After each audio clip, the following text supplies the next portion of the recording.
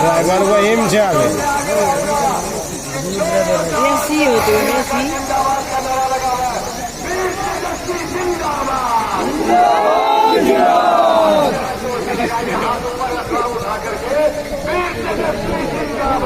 जिंदाबाद जिंदाबाद जिंदाबाद जिंदाबाद नहीं नहीं नहीं नहीं आओ जिंदाबाद जिंदाबाद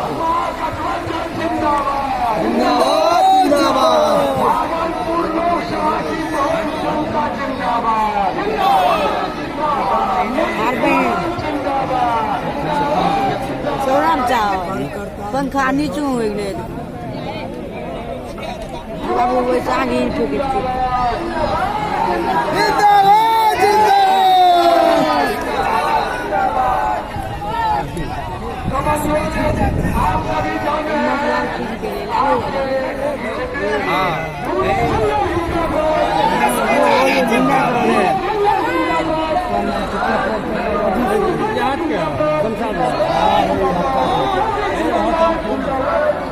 अजीत सरमोज का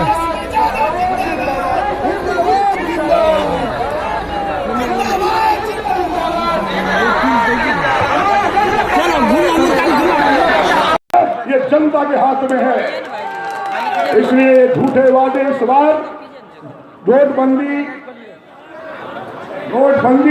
रोजगार है।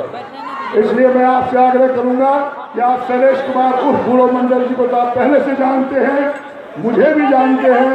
जब मैं और शैलेश कुमार जी साथ हैं तो नवछिया मंडल में मैं आदरणीय तेजस्वी यादव को बोलना चाहता हूं, यहाँ पर एक एक वोट महागठबंधन को जाएगा और किसी दूसरे पार्टी को नहीं जाएगा, क्योंकि वक्त लालटेन में बटन दबा के इतने वोट से जिताए कि बिहार लोकसभा में लोग इसे देखे कि भागलपुर नवछिया मंडल की जनता ने शैलेश कुमार को ये जनता के हाथ में है।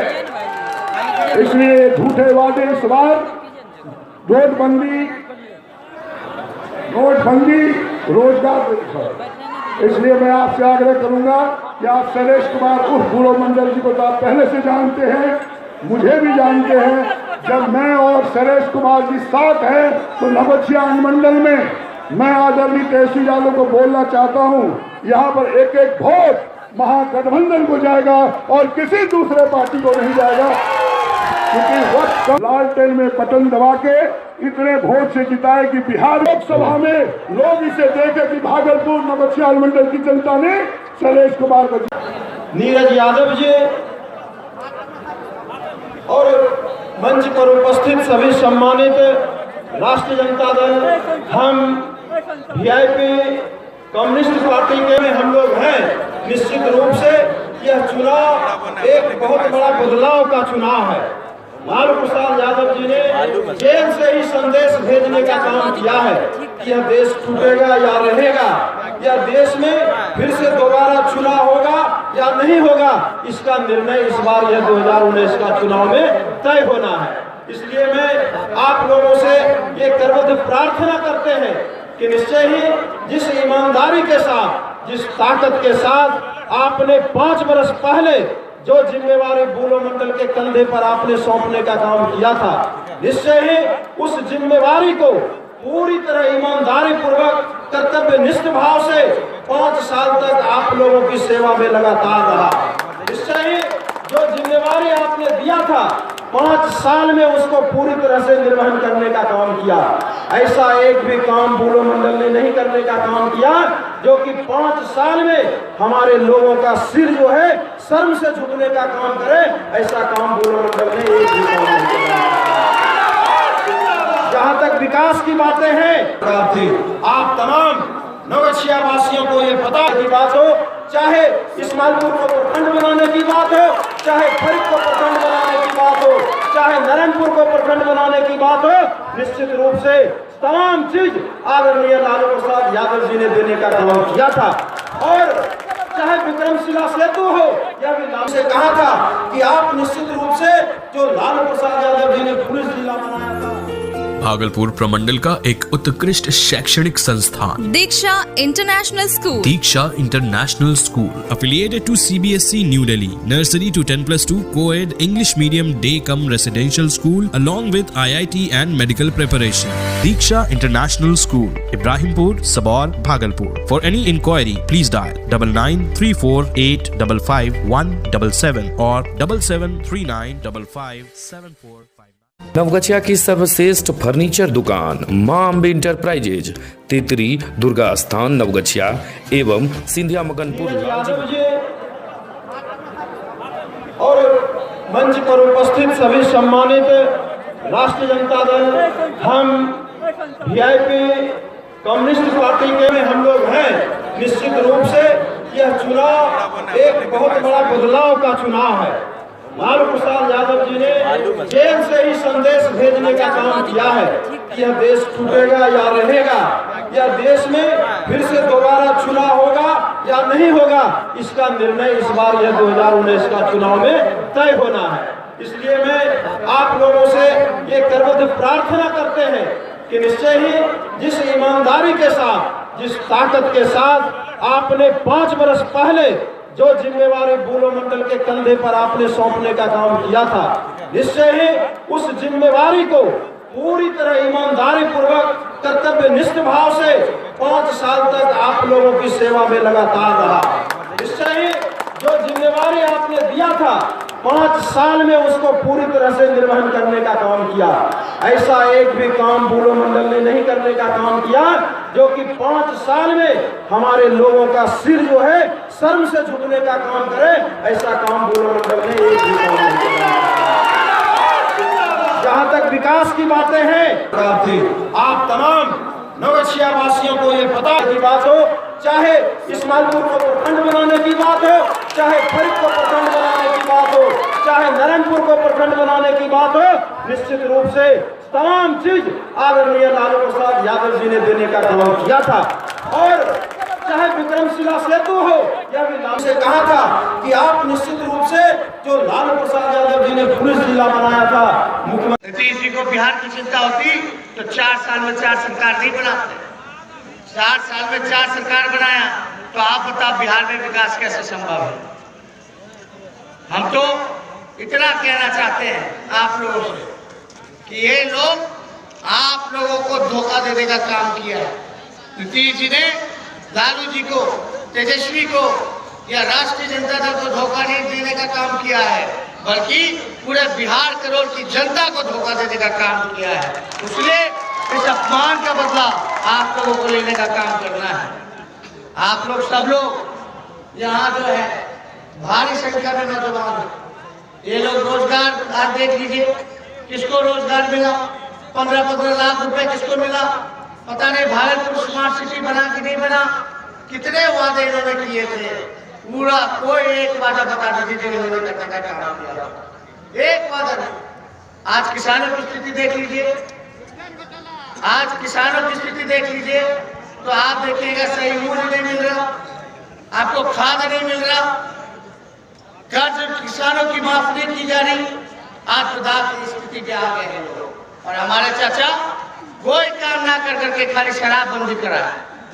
हम मानते हैं कि देश भर में नशा मुक्त होना चाहिए समाज हमारा, लेकिन लोगों को जागरूक करने की जरूरत है, समझाने की जरूरत है। अब हम आपसे पूछते हैं, शराब चालू है कि बंद है? चालू है। होम डिलीवरी हो रहा है ना पूरा ना?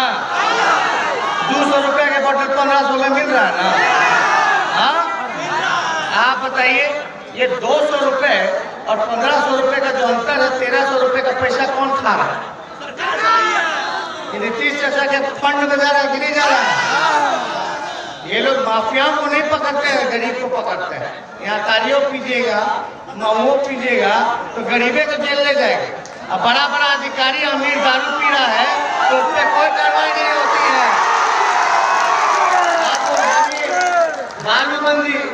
बालूबंदी कर करके हमारे मजदूरों के पेट पे लात मारने का काम किया नीतीश जी ने।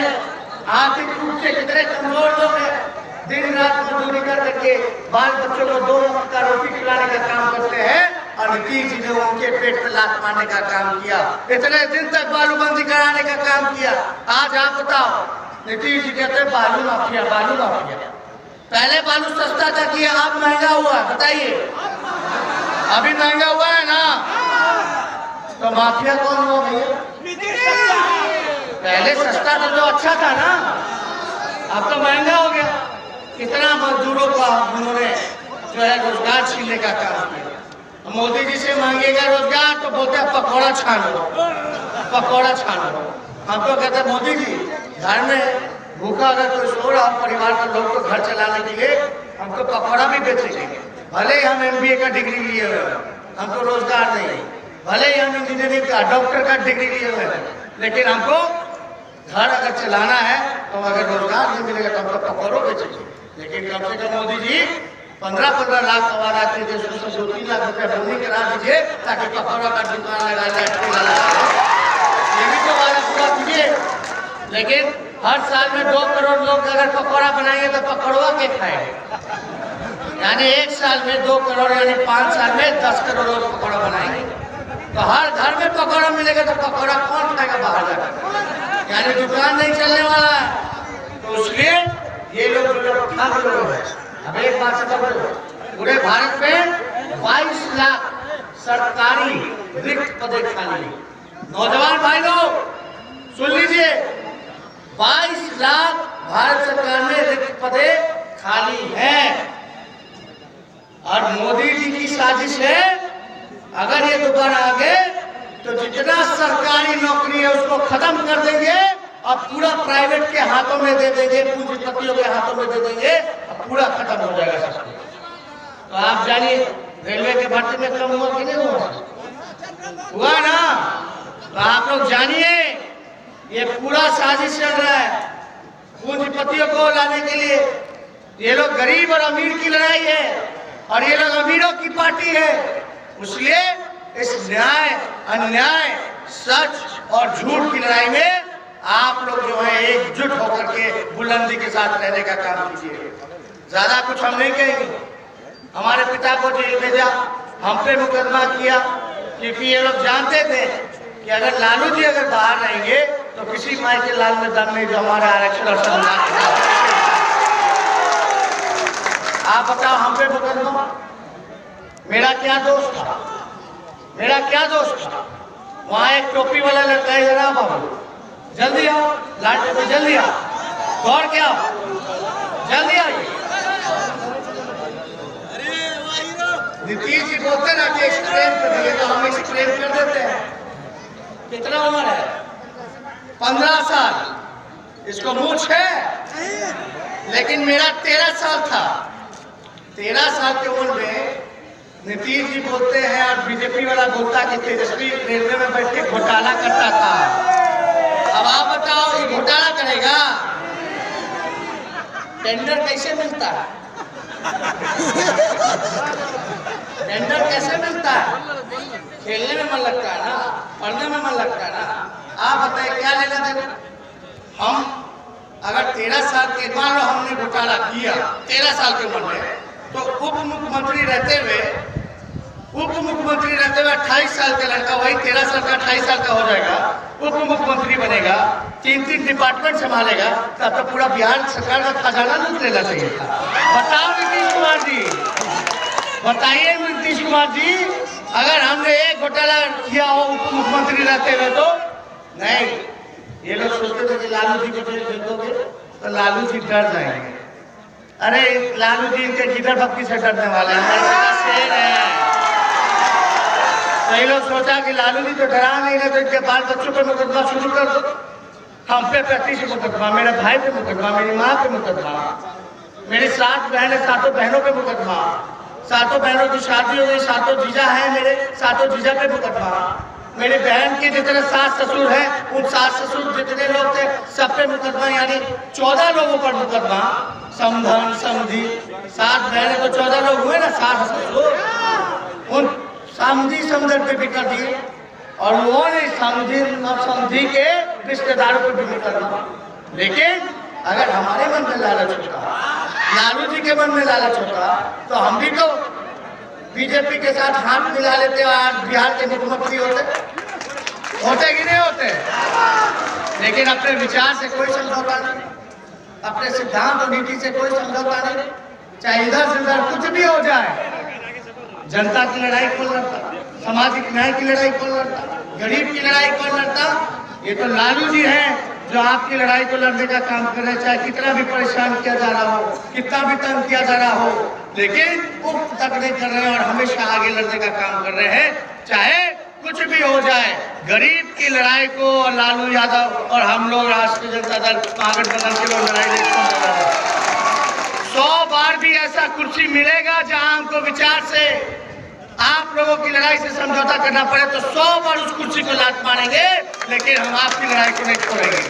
इसलिए हम आप लोगों के बीच आए, न्याय की जनता की अदालत में ना तो सुनवाई होती है, ना तो तारीख तय होता है, सीधा फैसला होता है।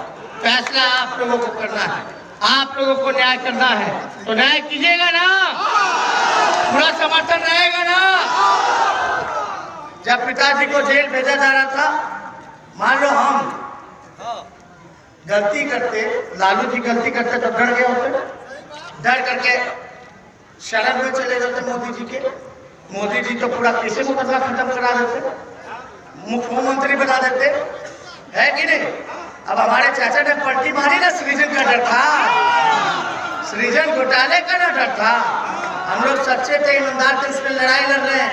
अब मुझे पूर्ण विश्वास है कि न्याय मिलेगा, लेकिन हमारे चाचा तो तुरंत पलटी मार के सृजन घोटाले के डर से, ताकि जेल चल जाएंगे, क्योंकि उन्होंने गलती की है। जो डरपोक होता है, जिसने गलती की होती है, वही शरण में जाता है कि नहीं जाता? तो मोदी जी के शरण में चलेंगे। अब भाजपा में तो चले जाओगे तो तुम्हारा तो पाप का भूल जाता है। हम लोग सुनते थे गंगा मैया में डुबकी लगाइए तो पाप भूल जाएगा, लेकिन आज भाजपा में चल जाइए, चाहे कितना क्रिमिनल आदमी हो, कितना भ्रष्टाचारी आदमी हो, बीजेपी में गया तो पवित्र हो जाता है।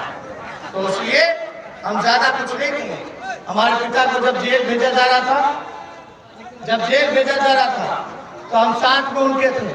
तो हमारे पिता ने बोला, बेटा तुम निराश काहे लग रहे हो, निराश मत हो, जब भी निराश हो तो सीधे अपने मालिकों के बीच चले जाना। आज हम अपने मालिकों के बीच आप लोगों के बीच आए और आप लोगों से न्याय मांग रहे हैं, तो हम ज्यादा कुछ नहीं कहेंगे।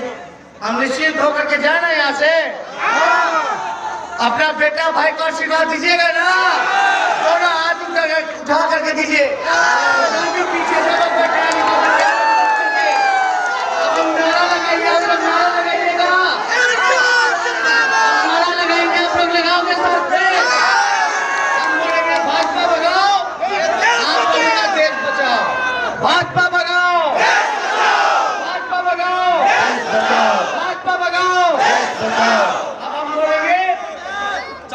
बेरोजगारी हटाओ, आरक्षण बढ़ाओ, बेरोजगारी हटाओ, बेरोजगारी हटाओ, बेरोजगारी हटाओ, अब हम बोलेंगे एक बार पलटू चाचा के लिए। लेकिन भाई जितने पीछे लोग हैं, पेड़ के पीछे, रेलवे लाइन के उधर और इधर बिल्डिंग के आसपास, आप सब लोग जोरदार तरीके से आप लोग हाथ उठा के बोलिएगा। हम बोलेंगे पलटू चाचा भगाओ, तो आप बोलेगा बिहार बचाओ। पलटू चाचा भगाओ, पलटू चाचा भगाओ, पलटू चाचा भगाओ।